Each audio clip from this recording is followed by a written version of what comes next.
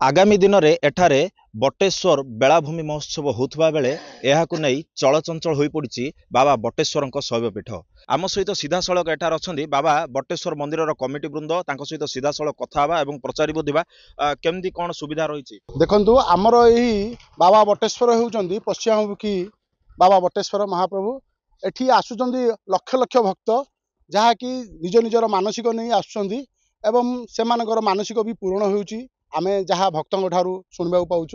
किंतु आमर ये बहुत बड़ समस्या थिला रास्तार समस्या जहाँकि आमे दीर्घ दिन धरी ताहार आमे करि पारु नथुलु किंतु वर्तमान प्रशासनकर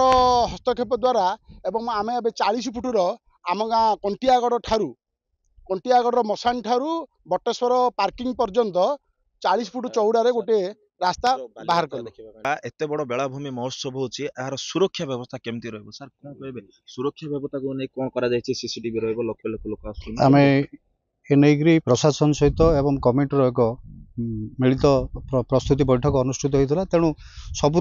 दृष्टि से चिंता कर किभली भाव में ये जो यात्रा हम अन्य जो अन्य आनुषंगिक सब कार्यक्रम रही किभली भाव सुपरिचालना कर व्यापक बंदोबस्त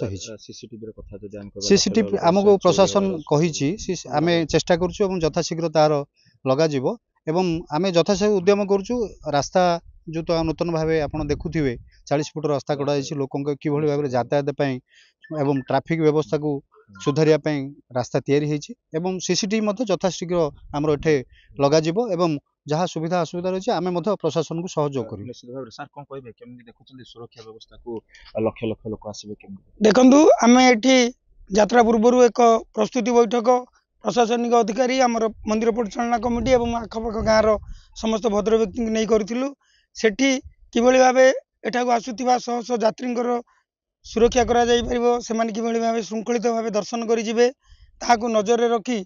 आम कंटियागढ़ मशानी ठारू आमर पार्किंग स्थल पर्यंत एक 40 फुटिया चौड़ार रास्ता भी निर्माण करिछु एवं आमे एठी 80 जन वॉलंटियर मध्ये नियुक्ति देइछु एवं जेभली भाव लोक माने आसिला परे पीवा पानी सुविधा इलेक्ट्रिक रो जेमिति कोनोसी असुविधा न होए एवं अन्य आनुषंगिक दृष्टि रखी व्यापक बंदोबस्त करा जाइछि निश्चित भाव में आम जदि कहीपर कमिटी पक्षर समस्त प्रस्तुत सरी बेले एवं अपेक्षा केबे बालीजात्रा हेबो और लक्ष लक्ष लोक एठाकू आसिबे। छत्रपुर भगवान दास को रिपोर्ट कनक न्यूज।